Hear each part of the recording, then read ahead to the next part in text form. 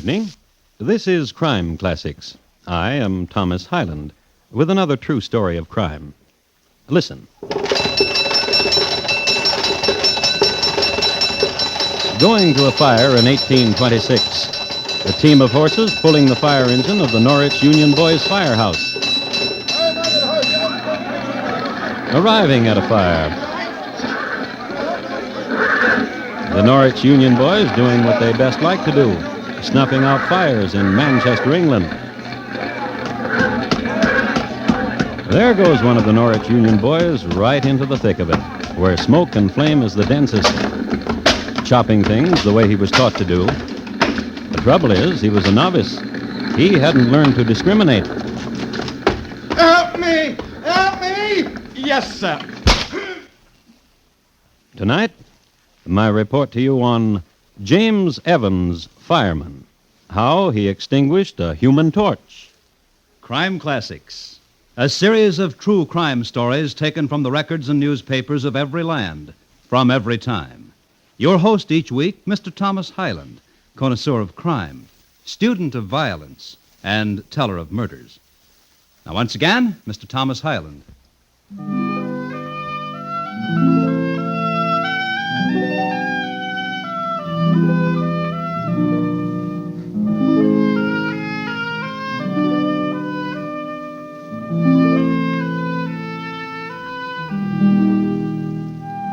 Civic-minded people called Manchester Cottonopolis, but those who could never forget the Peterloo Massacre called it the City of Orphans, among other epithets, some in Gaelic. This massacre, you'll remember, was simply a matter of shooting and riding down and thereby slaughtering some 1,000 citizens who gathered in a park to protest the Corn Laws. Mary Warden's mother and father had the distinction of being trampled to death by the same cavalryman. And on Mary Warden's 10th birthday, too. And what happened to Mary Warden is this.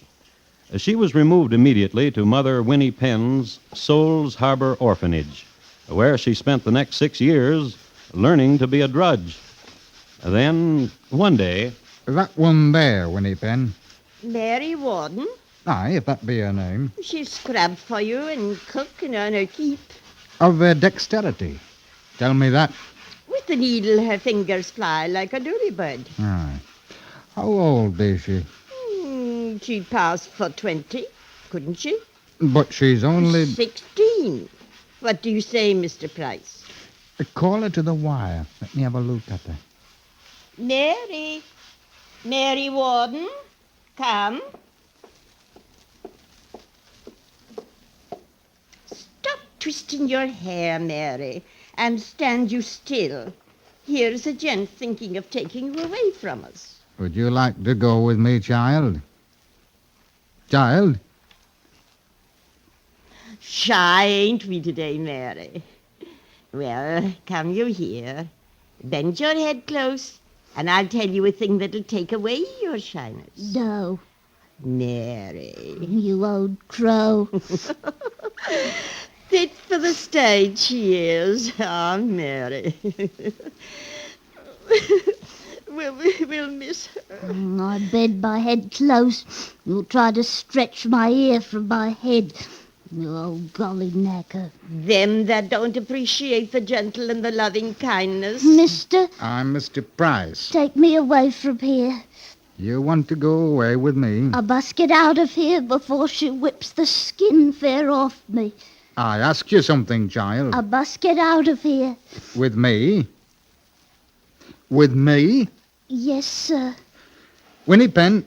Them that don't appreciate... She wants to go with me. £20, same as the rest. £20? Well, that's more than I... Oh, I want to go away, sir. With you, sir. I wouldn't go with anybody else. Do you now? Oh, do you now? Oh, yes. Yes.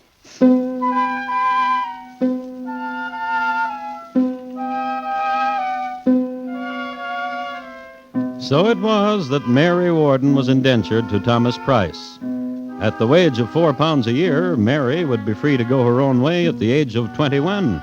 That is, if Mr. Price did not fine her for not obeying him in whatever was his whim. And he was nothing if not whimsical. Now, while Mr. Price was situating Mary in the back room of his factory, seeing that she was comfortable in her new position and all, let's look in on the firehouse of the Norwich Union boys.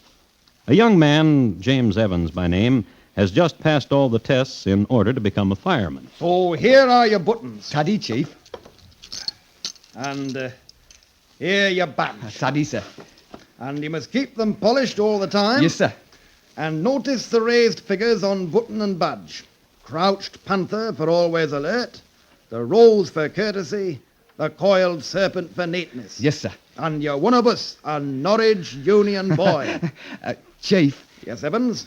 thank you for everything. Oh, of course. And I want to tell you this, that it is an honour to serve under the greatest net man in the business. Have your buttons sewn on, Evans. Come back and we'll have a game. Oh, yes, sir.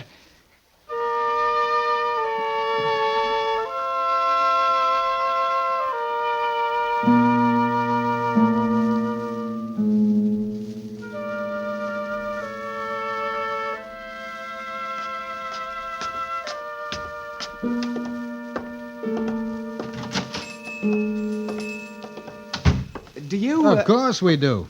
Buttons? Anything in the line of clothes and buttons and fabrics. I want these sewn on. Oh, then it's a fireman you are, eh? A Norwich Union boy. Ah. Mary. This one's a Norwich Union boy and he needs his buttons sewed too. You just go through that gate, sir, and Mary'll sew 'em in an inch. And 12 buttons is a farthing, young sir. Daddy-o. I'll be packing the fustian, Mary. Hey to me when you're done.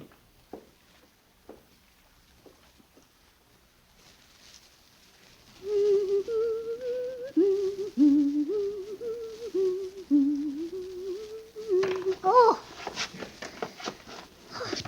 Taddy for picking up for me.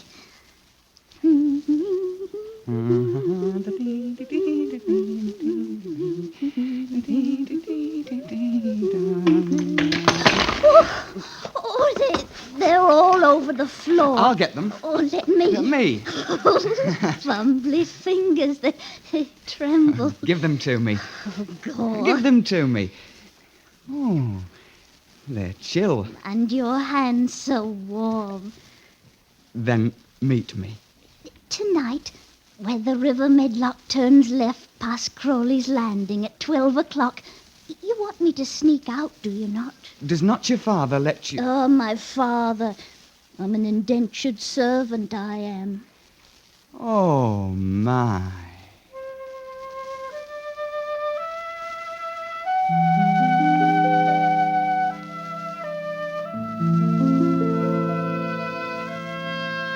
And James Evans, sensitive boy, was lost forever.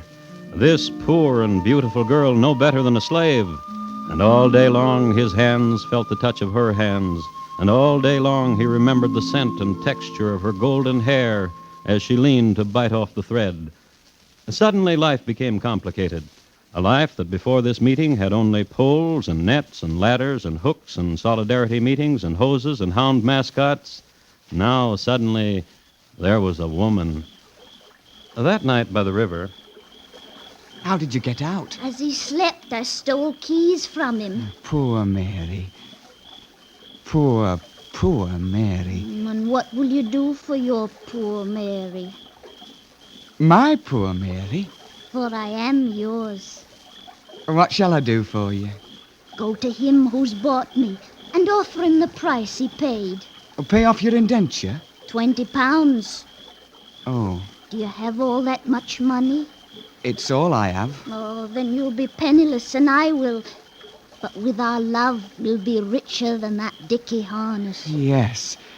And I have a good job. And I'll make you a good home. Well, then put your hand in mine. Mary. Pretend Pretend what? that I have paid Mr. Price, and you no longer belong to him, and that your fancies are free, yet you can think of no one but me. Oh, Mary. I cannot pretend it when it's reality. Tomorrow, I will go to him. Then perhaps tomorrow it will be reality.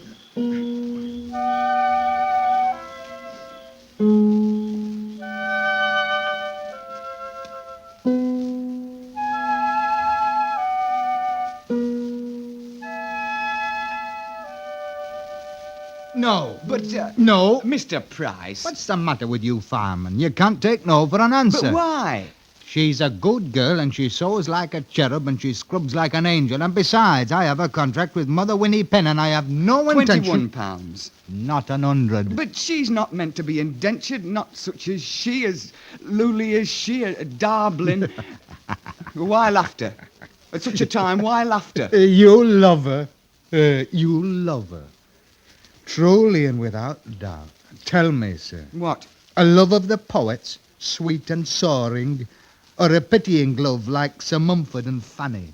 Or is it... I love her, and I wish to purchase her out of bondage. Then let me tell you, sir, it'll never be. For myself, I have plans.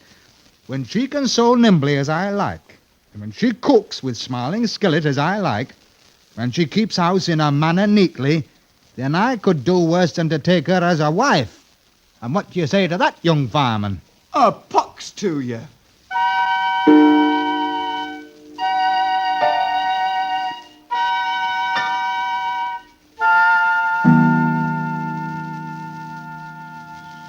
Pox to him. That's exactly what I told him. He wants to marry me. That's exactly what he told me. I wouldn't marry him if they were Lord Duncan and all his birds. Well, then here's what he could do. Simply keep you indebted to him for as long as he wants, by fines, by whatever. I'd go to the courts. And they would uphold him and not you. Then what will you do for me? Pretend. What? There's a world, a wonderful world when you pretend. Then anything can be yours for as long as you pretend. James. I do it all the time. James. I pretend that you are mine. Pretending is... James, when I leave you, when I return to my straw in the draught, shall I pretend it's a palace bed warmed by a fire of burning oak? And shall I pretend that Mr. Price is a prince? What would you have me do? Oh, rid me of him. How? You have your buttons, James. Yes, I have. Therefore, you have a good head upon you and a strong back. I'm a Norwich Union boy. Oh, yes, you are. Then make a plan and follow it. Rid me of him. I will. Swear it? I swear it. Oh, James. Yes. Let's pretend there is no Mr. Price. Let's pretend I'm free for a while. For a little while.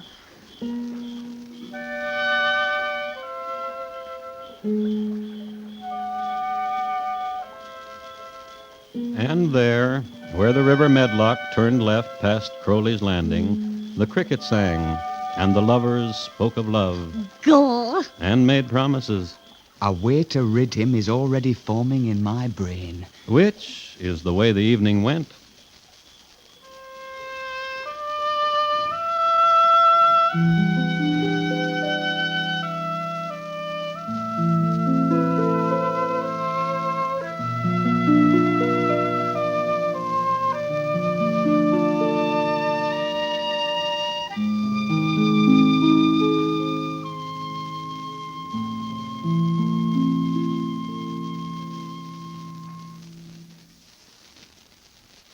You are listening to Crime Classics and your host, Thomas Hyland.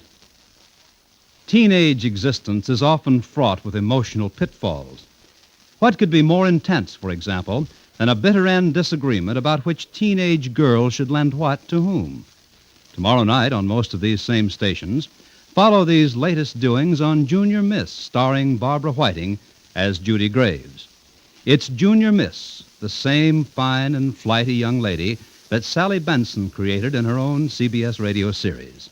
Remember, Judy and the terrible wardrobe tension, tomorrow night. And now once again, Thomas Hyland and the second act of Crime Classics, and his report to you on James Evans, Fireman, how he extinguished a human torch.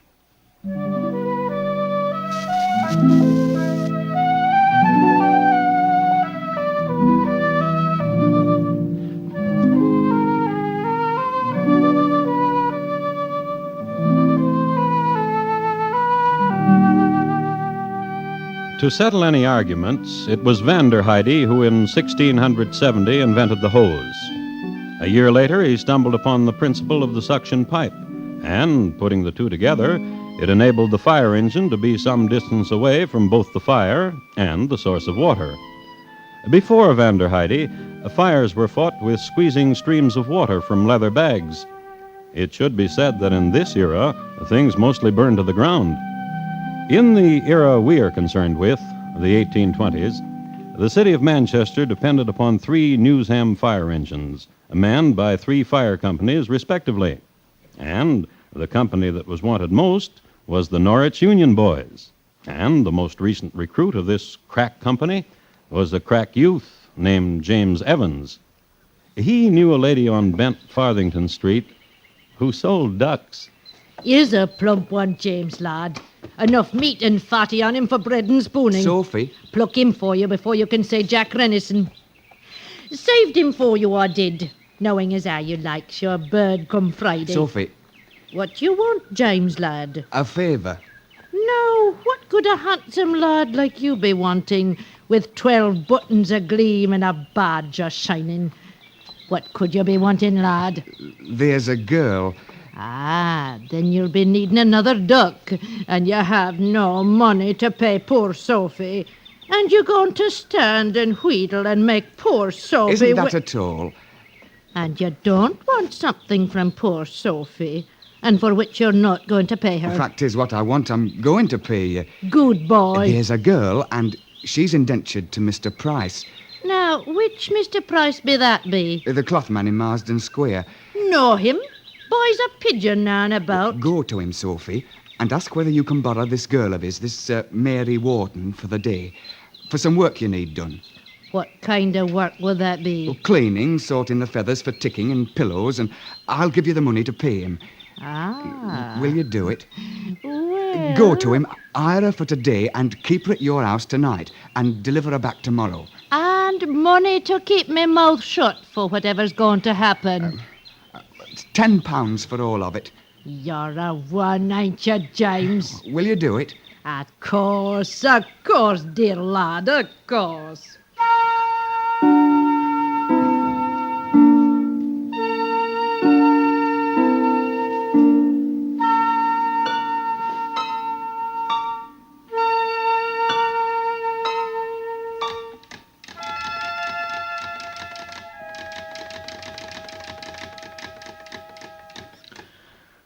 Now then, you see how it's done? Yes. Then let's see you do it. Now, here's the cloth. Put the thread through here and here. Then loop over. Then through here and here. Loop. Then right through here. And the machine is ready to sew. Now you do it, Mary. Well, I want to, Mr. Price.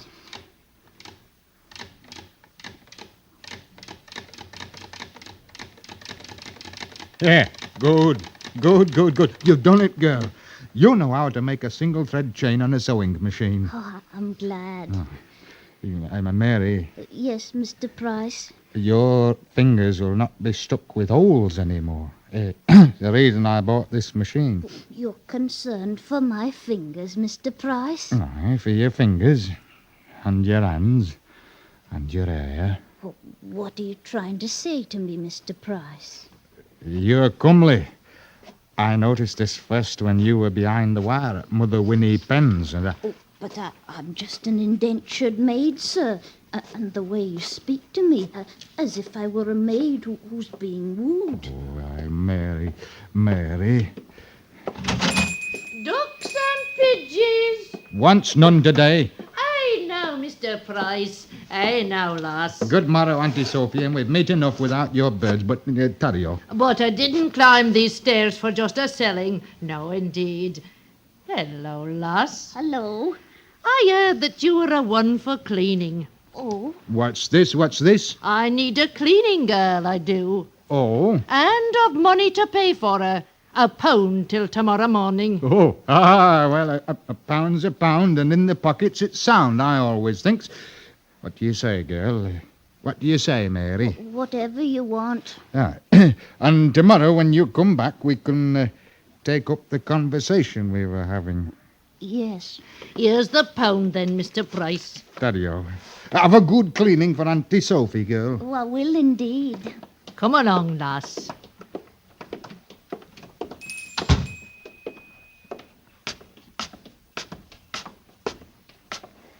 Auntie Sophie, Yes, lass. James Evans sent you to me La la. to take me away for a night and a day.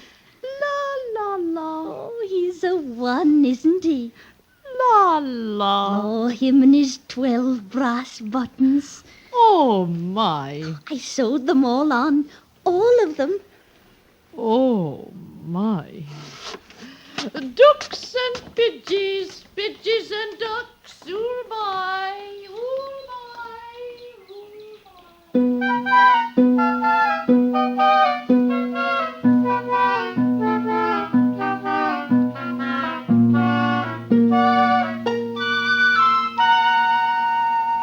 That night, that very night, Fire! Fire! fire in the cloth factory of Mr. Price. How it started, no one knew, but the hue and cry went up, Fire! Fire! and there was flame and smoke and shouts of alarm. And first on the scene, you guessed it, the Norwich Union Boys. And first running up the steps, you guessed it, James Evans, axe in hand. First in the factory loft. The vision obscured, he went to work.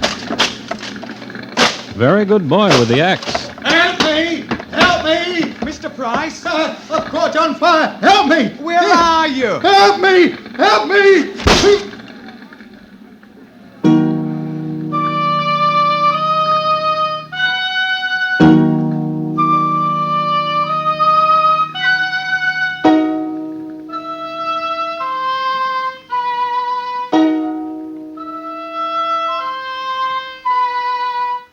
They saved most of the factory, the Norwich Union Boys did.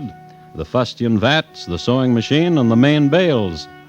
The one thing they didn't save, which lowered their score considerably, was Mr. Price. He was found in some ashes with an axe wound in his head. Then suddenly everyone turned on the Norwich Union Boys. Careless with the axe, they were called. Wanton, and worse, murderers. So an investigation was held, and it was soon determined that James Evans was the fireman chopping closest to where the body was found. And then what happened? Well, Chief, it was smoky, and the flames were fairly licking at me buttons, and... Rossiter says he heard someone cry out, as if to say, help me, help me. Well, there was such clamour and excitement, Chief Mumsley. Rossiter said he thought he saw, through the smoke, of course, a human torch. Possibly. Then you admit it.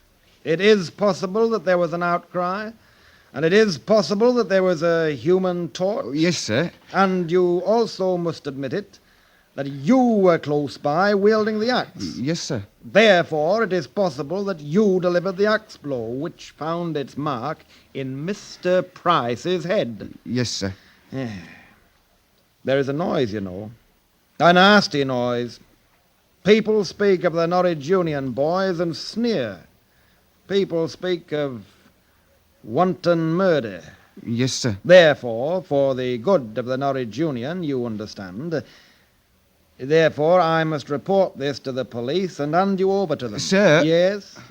It was an accident. Oh. I admit I felled Mr. Price. Oh, no. I thought he was a flaming bale of rags. Oh, no. And I struck at the bad part to chop it apart from the good part, as I'd been taught. No. I must tell you, sir, I put out the fire. If the fire happened to be a human torch, and I could not know it then, if it happened to be a torch, well, sir, I put it out as I'd been taught. Oh, no.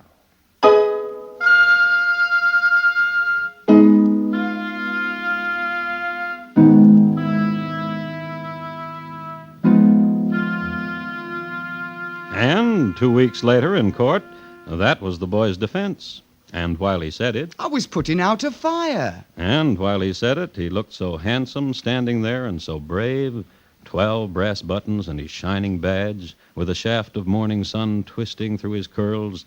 The stance he took, he seemed somehow a symbol, as if he stood between a hungry fire and a helpless child. And if he had but to wish it, the fire would go out like that. As a matter of fact, just after the jury brought in the verdict, the judge made a statement. I must commend the gentlemen of the jury for the verdict they have rendered. Not guilty, they have said. James Evans, approach the bench. Closer, boy.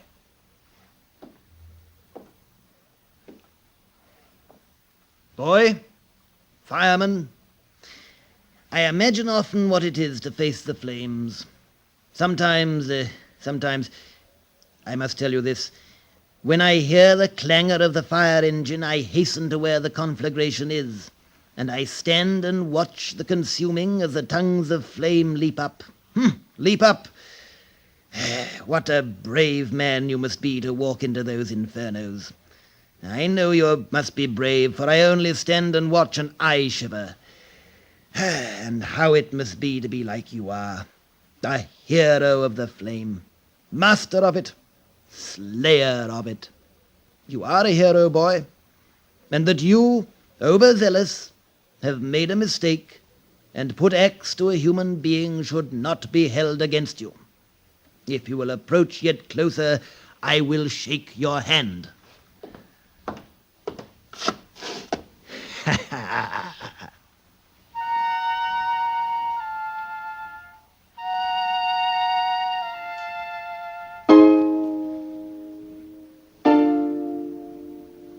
And later, the judge, Judge Wilcox was his name, married the two lovers, James Evans and Mary Warden, and became a great friend of the family. The three of them would sit there in front of the fireplace and just stare at the flames for hours.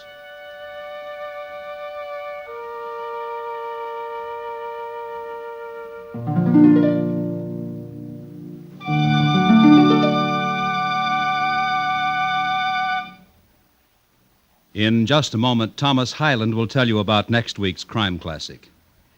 James Evans, tonight's crime classic, was adapted from the original court reports and newspaper accounts by Morton Fine and David Friedkin. The music was composed and conducted by Bernard Herrmann. And the program is produced and directed by Elliott Lewis. Thomas Hyland is portrayed on radio by Lou Merrill. In tonight's story, Alistair Duncan was heard as James, Betty Harford as Mary, and Ben Wright as Mr. Price. Featured in the cast were Paula Winslow, Florence Walcott, and Richard Peel. Bob Lamont speaking. And here again is Thomas Hyland. Next week, Rome, Italy, in the year 1500. At that time, a girl's brother did her a favor, a big favor, but it wasn't easy. It's listed in my files as Cesare Borgia, his most difficult murder. Thank you. Good night. We can tell you in a great many words, or in just 3 words, what makes CBS Radio News first and foremost with most Americans. Let's do it the short way this time. Those 3 words, or names rather, are Murrow, Thomas, and Trout. Because Edward R. Murrow, Lowell Thomas, and Robert Trout are just 3 of the reporters you hear regularly at the Star's address.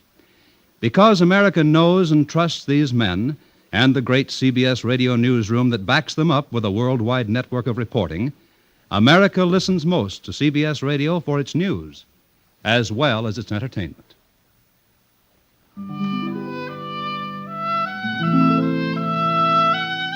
America listens most to the CBS Radio Network.